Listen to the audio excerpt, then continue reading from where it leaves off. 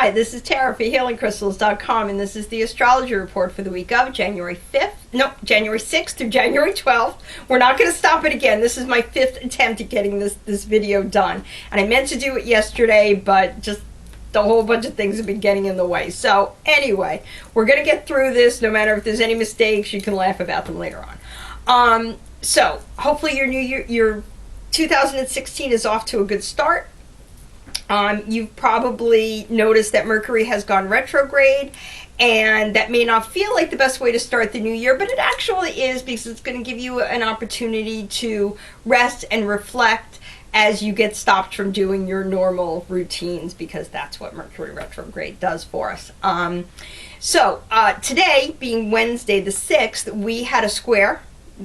It might still be going on, I don't know the time zone. Anyway, between the Sun and Uranus, and that brings a lot of confusion into the picture. But you're not going to feel like avoiding it. You probably felt like just diving right in and sorting everything out. And if that's what you did, you felt very empowered by it, which is great. And you want to keep that feeling. And if you haven't done it yet, you still have time.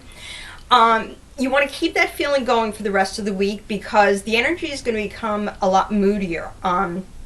Once Mars and Chiron start working together, they're going to bring all of your feelings out into the open. The purpose is for you to deal with them, possibly even share them. Although you may not want to share them, you may not be able to avoid it. Mars is going to try to drive you towards acting aggressively by being defensive and manipulative, but you can rise above all of that by just letting stuff go. If you feel ready to deal with whatever comes up in a healthy and a positive manner, then go for it. Otherwise, let it go for the moment and wait for a better time. Okay? Chiron is going to move away from Mars, and then it's going to go into a sextile with the Sun. And then you'll have this is going to be a good time for you to reaffirm your goals. You're going to feel very supported. You're going to feel very capable. This is a good time to work towards, whatever it is that you're trying to accomplish. Even if you take little steps, you're just going to feel a lot better once it moves away from once Chiron moves away from Mars. You're just going to feel better. Then Venus and Saturn they're going to help you find the resources that you need to get that stability and providence that you're working towards.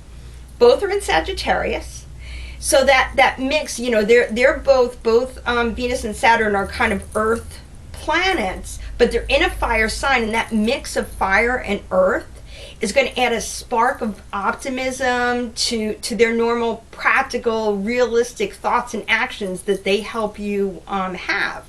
So it's a lot of really good energy. And just another note, I can only tell you for the East Coast, or the Eastern time zone of the United States, because that's where I live.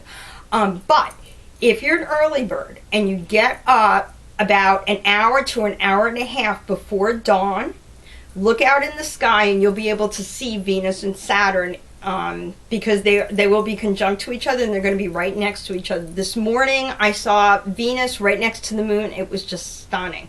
So if you feel like getting up really early in the morning, you should. And remember, I'm in the Eastern United States Eastern time zone, so you make adjustments however, but my understanding is it's like an hour to an hour and a half before sunrise that you'll be able to see the planets.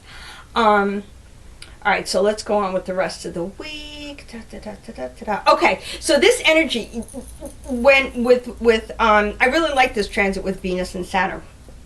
It's going to help you take a conservative approach to achieving romantic goals. And that's a really powerful mix. So you don't want to waste this energy. Now, the weekend is going to come along, and that's going to bring lots of opportunities for you to clean house, with Mars and Pluto motivating you to tackle and finish anything that you've been avoiding, whether it's physical things, whether it's emotional, whatever it is. This is a good time to clean it all out. Then Mercury and Venus are in a semi-square. That's going to make normal communications difficult, because we're going to be naturally more sensitive under this influence. However, it could be a good time to have difficult conversations because you will be more sensitive to other people and they will be more sensitive to you. So if there's something that you've needed to tell somebody and you've been hesitating, this might be a good time to do it. Monday's going to start off kind of gloomy, but it's going to brighten up when Venus and Pluto remind you that everything is possible, and that's going to get you all excited about what you need to do in order to be your happiest and best self. So there's a lot of fluctuating energy that's coming up, and that trend is going to continue on Tuesday. Could you move that for me? Thank you. Sorry guys, I've got a head cold and I can't like concentrate for more than 2 minutes. Okay, so that trend's going to continue on Tuesday with Venus and Uranus. They're going to be in a trine, and that will urge you to take whatever is holding you back and use it as incitement to move forward. So in a way, it's like you're taking whatever you feel your weakness is and you're turning it into a strength. And as you're doing that, you're feeling more powerful. So here's the crystals that I'm going to carry with me this week. First of all, Imperial Topaz, or any topaz. I love topaz. I actually have a white topaz here. This is one of my favorites I keep with me almost all the time. That's going to help you to see your potential.